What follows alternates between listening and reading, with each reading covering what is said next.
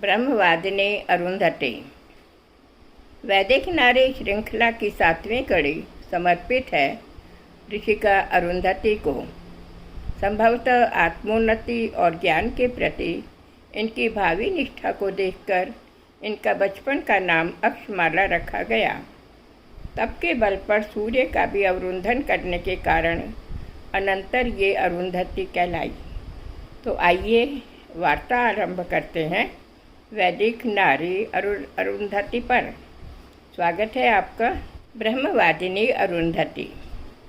ब्रह्मवादिनी अरुंधति के पिता ब्रह्मा के मानस पुत्र प्रजापति कर्दम तथा माता स्वयंभू मनु की पुत्री देवहूति थीं।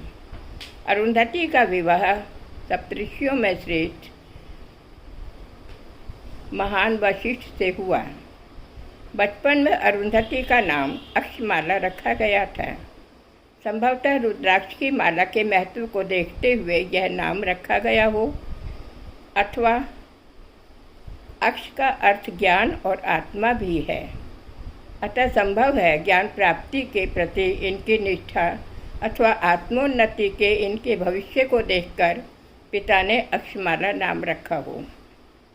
इनकी गृहस्थी के दोनों पहिए सदैव समानांतर चलते रहे हैं।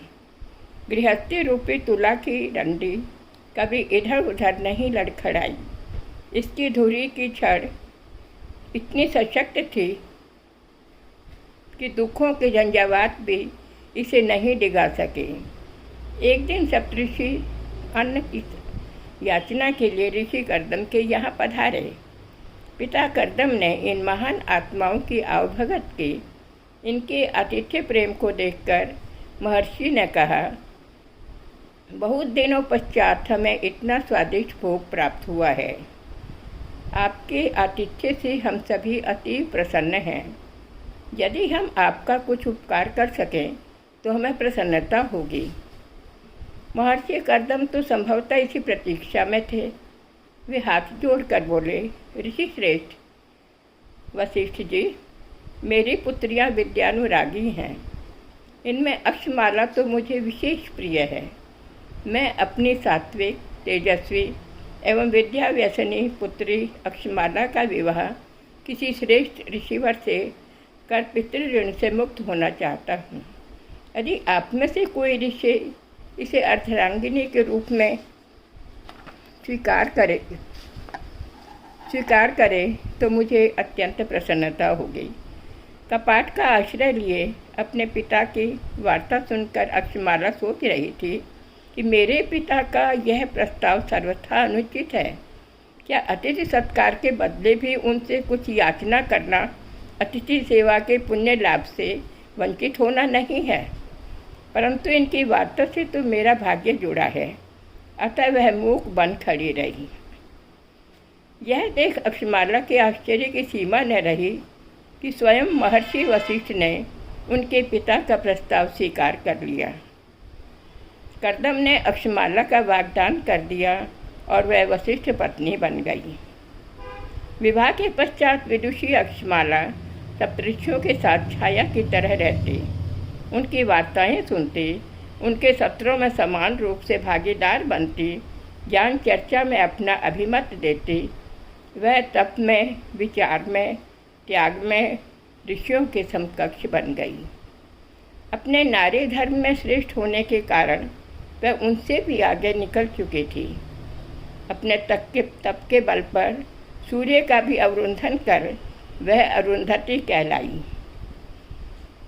एक बार दुर्भिक्ष काल में ऋषिगणों को क्षुधा पीड़ित देख शैव्य वृषादर्भी राजा ने उन्हें दान देने का अनुरोध किया। राजकृपा दावानल की तरह तप के प्रभाव को क्षीण कर देती है। अतः इन्होंने राजा को इनकार कर दिया। राजा ने अनेक प्रयत्न किए पर सब व्यर्थ। इस पर अरुंधति ने कहा, राजन, द्रव्य संचय की तुलना में तप संचय करना श्रेष्ठ है। अतः आप और कष्ट न करें। ऋषि विश्वामित्र की महर्षि वशिष्ठ के प्रति द्वेष भावना इस दंपति को हमेशा आंदोलित करती रही है। एक बार राजर्षि विश्वामित्र वशिष्ठ के यहाँ अपनी सेना सहित पधारे। इस दंपति ने कामधेनु की सहायता से इनका राजसी ठाट बाट से आतिथ्य सत्कार किया। कामधेनु के प्रभाव को देखकर उसने कामधेनु की याचना की कामना की। जब उन्हें कामधेनु नहीं मिली तो वह ब्रह्मर्षि बालक के आजन्म शत्रु बन गए। इसके अतिरिक्त विश्वामित्र वशिष्ठ की तरह ब्रह्मर्षि का पद भी पाना चाहते थे। भला जहाँ विद्वेष की अग्नि जलती हो वहाँ तप का बल कैसे मिल सकता है। एक बार एक ज्ञान सत्र में अरुंधति के पुत्र शक्ति ने विश्वामित्र को परास्त कर दिया।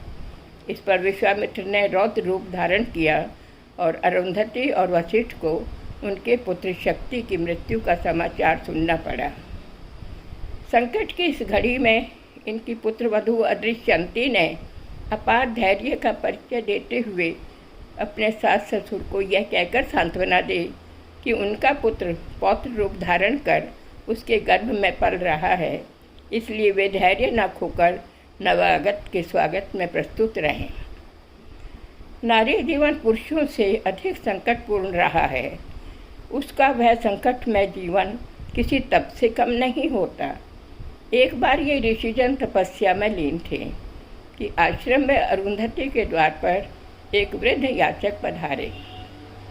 उस समय भी दीर्घ काल तक वर्षा न होने के कारण फल और अन्न के अभाव की स्थिति सी उत्पन्न हो गई थी। उन दरिद्र नारायण को याचक के रूप में देखकर अरुंधति आश्रम में रखे कुछ सूखे बेर ही उन्हें समर्पित कर सकी। दंतविहीन याचक ने अरुंधति से उन्हें पकाकर लाने को कहा और वे अग्नि में बेरों को पकाने लगी। वह मन ही मन शिव से प्रार्थना कर रही थी, प्रभु, अतिथि भगवान का स्वरूप ही होता है, तो क्या आज आपको सूखे बेर ही आरोगने होंगे।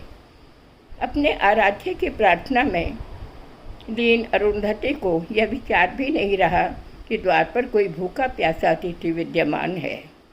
उसी समय सप्तऋषि फल फूल लेकर वन से लौट आई और वृद्ध याचक को आनंदपूर्वक फलाहार मिला। वे ऋषिजनों से बोले, नारी तो अन्नपूर्णा होती है। अरुंधति का तप तुम्हारे तप से कहीं श्रेष्ठ है। तुम सब तो अपने उत्थान में लगे हो, परंतु यह परोपकार में रत रहकर अपना जीवन सार्थक कर रही है।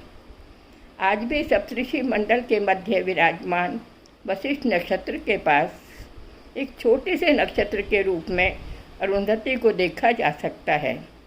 पातिव्रत धर्म का प्रतीक यह छोटा सा नक्षत्र, जिसे पाश्चात्य लोग ज्योतिर्विद मॉर्निंग स्टार अथवा नॉर्दर्न क्राउन कहते हैं, विवाह के समय सप्तपदी गमन के अनंतर मंत्रोच्चारण करता हुआ वधू को अरुंधति नक्षत्र का दर्शन कराया जाता है। धन्य है ये देश जहाँ अरुंधति सदृश विदुषी, तापसी और परोपकारिणी नारियाँ हुई। इनका जीवन आज भी नारी समाज का उचित मार्गदर्शन करने में सर्वथा समर्थ है। धन्यवाद।